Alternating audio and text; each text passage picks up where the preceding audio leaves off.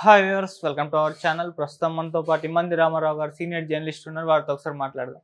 Sir నమస్కారం. Sir నమస్తే బాబు. Sir, Pawan Kalyan గారు పిఠాపురంలో గెలిచి తనకి ఇచ్చిన సీట్లన్నీ గెలిపించుకున్న తర్వాత 100% రిజల్ట్ చూపించారు కదా. ఆ తర్వాత పవన్ కళ్యాణ్ గారికి చిరంజీవి గారికి చిన్న కంపారిజన్ మొదలు పెట్టారు. అసలు రాజకీయాల్లో పవన్ కళ్యాణ్ గారు ఎలా సక్సెస్ అయ్యారు, చిరంజీవి గారు ఎందుకు ఫెయిల్ అయ్యారని చెప్పేసి చిన్న పోలిక, డిఫరెన్స్ ఏంటని కనుక్కోవడానికి చాలా మంది విశ్లేషకులు అయితే వాళ్ళ అభిప్రాయాలను తెలియజేస్తారు. సో మీ ఒపీనియన్ లో మరి పవన్ కళ్యాణ్ గారు ఎక్కడ సక్సెస్ అయ్యారు, చిరంజీవి గారు ఎందుకు ఫెయిల్ అయ్యారు సార్? మీ ఒపీనియన్? నా ఒపీనియన్ నిజాయితీగా చెప్తా. ఆ రోజు చిరంజీవి గారి వెనుక అరవింద్ గారు ఉన్నారు. ఈ రోజు పవన్ కళ్యాణ్ గారి వెనుక జనసేన ఉంది. ఆ రోజు వ్యక్తులు లేరు, ఆయనకి వ్యక్తులు లేరు, ఒకరే ఒక వ్యక్తి ఉన్నాడు. ఈయనకి శక్తులు ఉన్నాయి, ఆ శక్తి ప్రజలు, జనసేన ఒకటి. చిరంజీవి గారు లైఫ్లో ఎన్ని కష్టాలు పడినా స్టార్డమ్ వచ్చిన తర్వాత ఆయనే రారాజుగా మెగాస్టార్ అయిపోయాడు. ఇంకంతగా నీకెవరున్నారు, రారాజుగా ఉన్నాడు. ఆయనకి అప్ అండ్ డౌన్స్ తెలియవు. పవన్ కళ్యాణ్ గారికి ఆయన జీవితంలో అప్ అండ్ డౌన్స్ చాలా తెలుసు. సూపర్ హిట్స్ అందించాడు, సూపర్ ఫ్లాప్స్ అందించాడు. ఇలాంటి వాతావరణం. చిరంజీవి జనం కోసం సమన్వయం, అంటే ఆ పెద్దరికాన్ని నిలబెట్టుకోవడం కోసం అనుక్షణం పాటుపడతాడు. ఆ పెద్దరికం నిలబెట్టుకోవడం కోసం ఒక మాట మాట్లాడడం కానీ, అంటే తూలి ఎంత కోపం ఉన్నా మనసులో ఉంచుకోవడం కానీ, ఇట్లాంటి కొన్ని వ్యవహారాలు ఆయనకు ఉన్నాయన్నమాట. అవి ఏంటంటే ఆ పద్మభూషణ్ అందుకే అనిపించుకున్నాడు అన్నమాట. కానీ పవన్ కళ్యాణ్ అలా కాదు. చెప్పు మైకి దగ్గర పెట్టి చెప్పు తెగుద్దు నా కొడకల్లారా అనగలడు పవన్ కళ్యాణ్. ప్రేక్షక దేవుళ్ళు అనగలడు. రెండు మాటలు అనగలిగే శక్తి పవన్ కళ్యాణ్కి ఉంది. చెప్పు తెగుద్దు అంటాడు మాట. తర్వాత ఎవరేమనుకున్నా నాకు అనవసరం. కాన్స్టిట్యూషన్ ఏమంటుందండి, గుండె ధైర్యం ఉన్నోడు ఒప్పుకుంటుంది. మొండివాడు భగవంతుడి కంటే బలవంతుడు. ఓ శాస్త్రం, మొండివాడట భగవంతుడి కంటే బలవంతుడట. ఎస్ నేను చెప్తుంది కొడతాను. నా అమ్మని నా తాలూ కుటుంబాన్ని మీరు మాట్లాడతారా? ఎన్ని గుండెలరా మీకు, తర్వాత పదవి ఎవరికి పదవి అని అనే రకం పవన్ కళ్యాణ్ది. అదోడు బాగా పనిచేసింది. చిరంజీవి గారికి ఏమైందంటే ఓవర్ కాన్ఫిడెన్స్. నిజంగా గవర్నమెంట్ ఫామ్ చేస్తాడు అనేటువంటి ఆలోచన ఉన్నప్పటికీ కూడా రాజశేఖర రెడ్డి లాంటి వాళ్ళు అడ్డుపడ్డారు.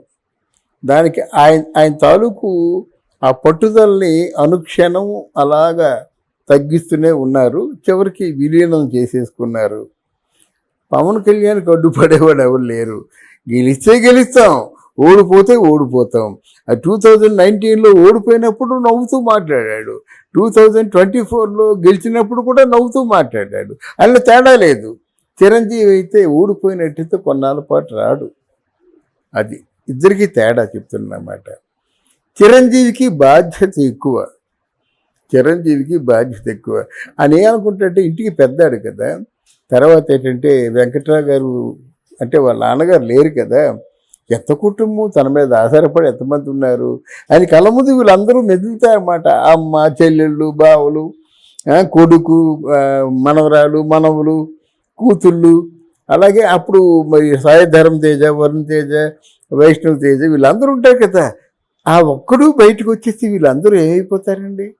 ఆలోచన ఉంటుంది కదా. పవన్ కళ్యాణ్కి ఆలోచనలు లేవు. Yes, do or die. పుట్టింది చచ్చిపోవడం కోసమే. ఓ మంచి పని చేసి చచ్చిపోదాం, కలకాలం ఉండిపోదాం. ఎందుకు ఈ డబ్బు, ఎందుకు ఈ భోగాలు? చెట్టు కింద కూర్చొని పెరుగాను నంచుకొని మిరపకాయ కొరుక్కుంటే ఎంత బాగుంటుంది అంటాడనమాట. ఆయన భావాలు అయ్యి ఈయన చేయలేడు. మనసులో ఉన్నప్పుడు కూడా ఈయన చిరంజీవిగా చేయలేరు. ఇవన్నీ నిద్రాహారాలు మానుకోలేరు. మానుకుంటే ఇప్పుడు కూడా యాక్ట్ చేస్తున్నాడు కనుక గ్లామర్ ఏమైపోతుందో తెలియదు.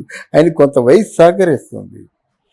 అన్నిటికంటే ముఖ్యమైనది ఏంటంటే కొంచెం అవమానాలు, తిట్లు, అవమానాలు, తిరిగి తిట్టడాలు చిరంజీవి లేవు. ఈయన ఎంతటి మనిషినైనా తిడతాడు. ఫర్ ఎగ్జాంపుల్, వేది మీద మీటింగ్ అంతా అయిపోయింది. అదే చిరంజీవి గారైతే భారతదేశపు ప్రధానమంత్రిని ఆయన ఫ్రెండ్ని తీసుకెళ్ళి ఇంకో ఫ్రెండ్ పరిచయం చేస్తున్నట్టు ఇలా రెక్క పట్టుకొని వెళ్ళి తీసుకెళ్ళి చిరంజీవిని పరిచయం చేశాడు. ఆ చిరంజీవి వచ్చేయడు, నమస్కారం పెట్టేస్తాడు, మిస్ అయిపోయిందిరా ఛాన్స్ అని మనసులో బాధపడతారు కానీ చేయడు. ఎలా కాదు కదా, ఈయన మనసులో ఏమి లేదు, ఈ క్షణాన నీ పదవి లేదన్నా ఎస్ ఓకే అంటాడనమాట. అందుకే మోడీ గారు చేయి పట్టుకొని తీసుకెళ్ళి అక్కడ కరచాలనం చేయించారన్నమాట. అంటే ధైర్యవంతుడు ఎప్పుడైనా సరే, ధైర్యే సాహసే లక్ష్మి అన్నారు. ధైర్యవంతుడు చాలా విజయాలను సాధిస్తాడు. మోదీ గారు చేపట్టుకొని తీసుకెళ్ళాలంటే మాట్లాడి భారతదేశపు ప్రధానమంత్రిని చిరంజీవి అలా చేయలేడు. అంటే ధైర్యం చేసి చేయి పట్టుకోలేడు. అంటే అది సున్నితమైన మనస్తత్వం, ఈయనది కరడుగట్టిన మనస్తత్వం, ఆయనది కాంప్రమైజింగ్ నేచర్ చిరంజీవి గారిది. ఈయన పొరపాటును కూడా కాంప్రమైజ్ అవ్వరు. ఆయనది ఏంటంటే బాధ్యత గల ప్రవర్తన.